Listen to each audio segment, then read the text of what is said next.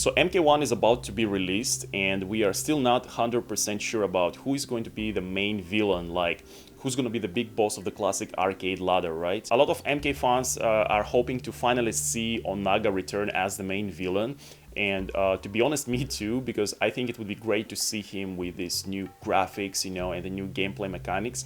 And personally, I would like to see him in the story mode as well. I mean, he's already been referenced like several times in the new timelines. And he's like that one villain that we haven't seen yet in the NRS games. But to be honest, and don't hate me for that, I highly doubt that he's going to return. And here is why. So one of the reasons that people really believe that Onaga is going to be the main villain is that they think it's time to finally have him, but if you remember, it was his time, to be in MK11. People were saying that, we've already had Shao Kahn, we've had Shinnok, so now it's gonna be Onaga's turn, in MK11, and yet NRS Studios decided to catch everybody off guard, and come up with a new villain like Kronika. So even though we've seen Shao Kahn and Shinnok, and it is Onaga's turn, technically, that doesn't guarantee that we are going to see him as the main villain. Another reason that people believe that Onaga is going to be the main villain is because of the way they remember him, the way they perceive him, since MK Deception and Armageddon, where he was like this big, humanoid dragon, with big wings and everything, like an all-powerful and unstoppable. But you gotta remember that originally Onaga didn't have this appearance and all this power that he has during MK Deception and Armageddon. In MK Deadly Alliance, Raiden's ending, we see him without wings, and like the horns are like smaller, and it really looks like it's not really horns, it's more like a helmet, so he resembles more Shao Kahn, in his original form. He didn't have his wings, and most likely he wasn't as big as we see him in MK Deception and Armageddon. He only became so juiced up and all-powerful, after his resurrection in Reptile's body, with the help of the great dragon egg, that really boosted his power level. Plus, he was in the possession of the Kamidogu, that Shujinko gathered for him. And that's how he basically became like several levels above Raiden, in terms of power, and he was able to defeat Shang Tsung, Quan Chi, and Raiden. So if we see Onaga in this new game, I don't think he's going to be in the form that we see him in MK Deception and Armageddon, I don't think he's gonna be that powerful, If anything, he's gonna be most likely, in his original form. And I don't think that's going to be much of a threat to somebody like Liu Kang. So keep in mind that the NRS timelines are very different. The circumstances are very different. Like, Onaga never got the chance to get resurrected with the great dragon egg, that juiced him up, and he never got in the possession of the Kamidogu either. So, however you remember him from MK Deception and MK Armageddon does not apply in the NRS era. Like, without the Great Dragon Egg and the Kamidogu, I doubt that he's as powerful as Kronika. So from that point of view, I can't see him as the main villain, really. And now we're coming to the new Liu Kang's timeline, where in his bio it is stated that there is some sort of threat coming, that even he couldn't have foreseen, that he couldn't have predicted, right? And this is where people are almost certain, that Onaga is gonna be the main villain.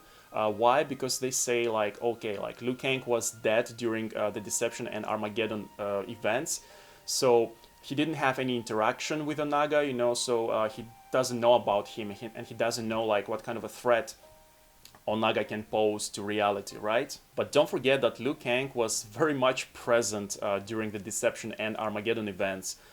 His soul was actually a big part of the story in those games. He even did a collab with Ermac, so Liu Kang was very much present during those events, and he was witnessing them unfolding. So if we go with the original Midway timeline, I think the argument that Liu Kang couldn't have foreseen Onaga because he was dead during the Deception Armageddon mode doesn't have much gravity, after what we've just discussed. Also, Liu Kang has always been a member of the White Lotus Society, so don't forget that the goal of this faction was to familiarize the Earthrealm warriors, to be able to face outworld threat, you know, to be able to go against warriors like Goro, you know, or Baraka or Shao Kahn, you know, Reptile. That was the goal of the White Lotus Society, you know, after what happened with the great Kung Lao, you know, who lost to Goro because he wasn't prepared for something like that. So being a member of the White Lotus Society, Liu Kang most definitely had access to outworld history, you know, and he most definitely knew about Onaga, you know, and what kind of threat he could pose, you know, and he knew all that ever since even before the 1992 Mortal Kombat tournament. So saying that Liu Kang couldn't have foreseen Onaga as a threat because he was dead during the deception events, you know, is weak as an argument to me. Also, Liu Kang is now the master of time, you know, he's the master of reality, literally.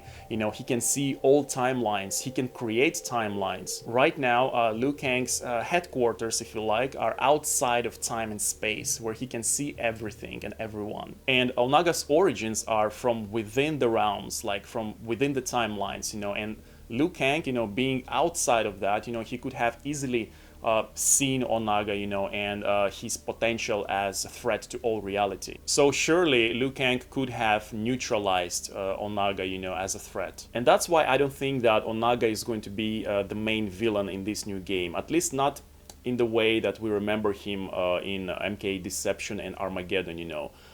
But we have seen his army in the trailers, that's a fact.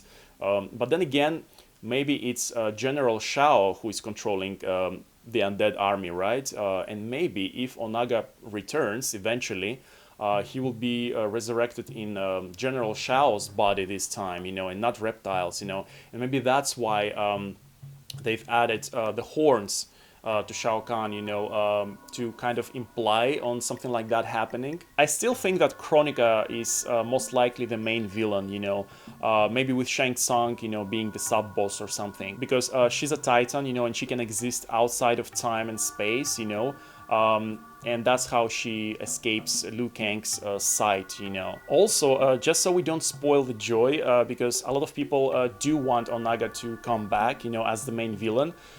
And knowing that the NRS are heavily leaning into the female element, and since it's pretty clear that Kronika is Damashi, you know, what if Onaga gets resurrected in Kronika's body this time and we have a female Dragon King, you know, how would you feel about that? What if we don't have a main villain this time? Like, what if the threat that Liu Kang couldn't have predicted is more of a general crisis, like the old timelines, you know, trying to bleed into the new reality, you know, and trying to fix things, you know, to make them how they were, you know, and that's why we have like the Tarkat disease, you know, and even though Melina was born like normal, you know, she still becomes like, you know, like half Tarkatan or something, you know. And that could be the threat, like no matter how much Liu Kang is trying to fix reality, you know, it will still end up, you know, with cataclysmic events, you know, like the leak mentioned, you know, Titans coming or something like that, you know, so, you know, something big is coming for sure. But let me know, what do you think about all this, you know, after we have analyzed all these